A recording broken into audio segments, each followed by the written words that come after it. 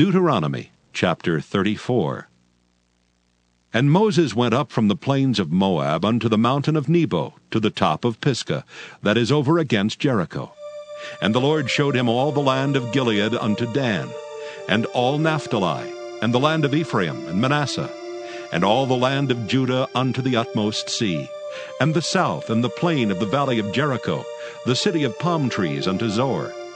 And the Lord said unto him, This is the land which I swear unto Abraham, unto Isaac, and unto Jacob, saying, I will give it unto thy seed.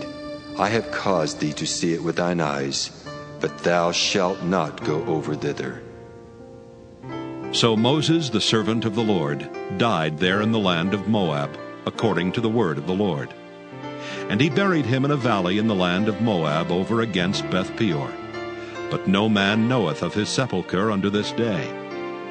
And Moses was 120 years old when he died. His eye was not dim, nor his natural force abated. And the children of Israel wept for Moses in the plains of Moab 30 days. So the days of weeping and mourning for Moses were ended. And Joshua the son of Nun was full of the spirit of wisdom. For Moses had laid his hands upon him, and the children of Israel hearkened unto him, and did as the Lord commanded Moses. And there arose not a prophet since in Israel like unto Moses, whom the Lord knew face to face, in all the signs and the wonders which the Lord sent him to do in the land of Egypt to Pharaoh and to all his servants and to all his land, and in all that mighty hand and in all the great terror which Moses showed in the sight of all Israel.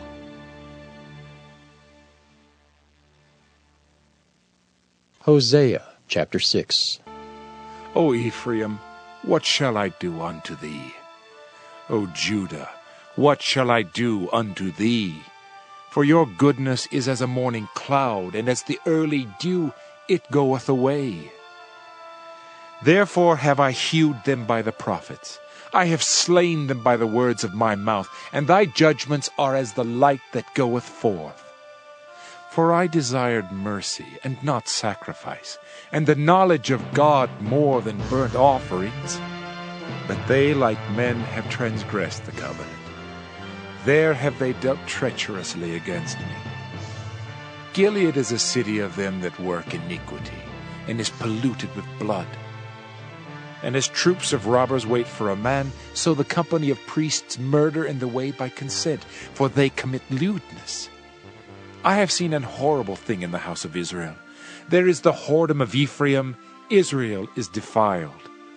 Also, O Judah, he hath set an harvest for thee, when I return the captivity of my people. Hosea chapter 7. When I would have healed Israel, then the iniquity of Ephraim was discovered, and the wickedness of Samaria. For they commit falsehood, and the thief cometh in, and the troop of robbers spoileth without. And they consider not in their hearts that I remember all their wickedness. Now their own doings have beset them about, they are before my face. They make the king glad with their wickedness, and the princes with their lies. They are all adulterers, as an oven heated by the baker, who ceaseth from raising after he hath kneaded the dough until it be leavened. In the day of our king the princes have made him sick with bottles of wine. He stretched out his hand with scorners.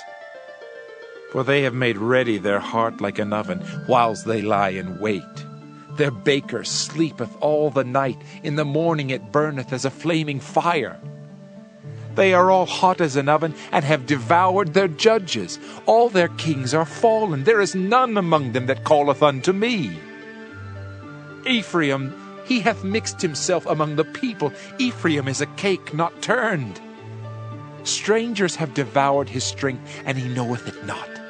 Yea, gray hairs are here and there upon him, yet he knoweth not. And the pride of Israel testifieth to his face, and they do not return to the Lord their God, nor seek him for all this. Ephraim also is like a silly dove without heart. They call to Egypt, they go to Assyria. When they shall go, I will spread my net upon them. I will bring them down as the fowls of the heaven. I will chastise them as their congregation hath heard. Woe unto them! For they have fled from me, destruction unto them, because they have transgressed against me. Though I have redeemed them, yet they have spoken lies against me. And they have not cried unto me with their heart when they howled upon their beds. They assemble themselves for corn and wine, and they rebel against me. Though I have bound and strengthened their arms, yet do they imagine mischief against me. They return, but not to the Most High. They are like a deceitful bow. Their princes shall fall by the sword for the rage of their tongue. This shall be their derision in the land of Egypt. Luke 19. And Jesus entered and passed through Jericho. And behold, there was a man named Zacchaeus, which was the chief among the publicans, and he was rich. And he sought to see Jesus, who he was, and could not for the press, because he was little of stature. And he ran before, and climbed up into a sycamore tree to see him, for he was to pass that way. And when Jesus came to the place, he looked up and saw him, and said unto him, Zacchaeus, make haste and come down, for today I must abide at thy house. And he made haste, and came down, and received him joyfully. And when they saw it, they all murmured, saying that he was gone to be guest with a man that is a sinner. And Zacchaeus stood and said unto the Lord, Behold, Lord, the half of my goods I give to the poor. And if I have taken anything from any man by false accusation, I restore him fourfold. And Jesus said unto him, This day is salvation come to this house, forsomuch as he also is a son of Abraham. For the Son of Man is come to seek and to save that which was lost. And as they heard these things, he added and spake a parable, because he was nigh to Jerusalem, and because they thought that the kingdom of God should immediately appear. He said therefore, A certain nobleman went into a far country to receive for himself a kingdom and to return. And he called his 10 servants, and delivered them 10 pounds, and said unto them, Occupy till I come. But his citizens hated him, and sent a message after him, saying, We will not have this man to reign over us. And it came to pass that when he was returned, having received the kingdom, then he commanded these servants to be called unto him, to whom he had given the money, that he might know how much every man had gained by trading. Then came the first, saying, Lord, thy pound hath gained 10 pounds. And he said unto him, Well, thou good servant, because thou hast been faithful in a very little, have thou authority over 10 cities. And the second came, saying, Lord, thy pound hath gained 5 pounds. And he said likewise to him, Be thou also over 5 cities.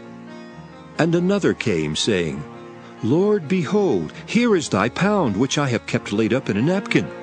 For I feared thee, because thou art an austere man.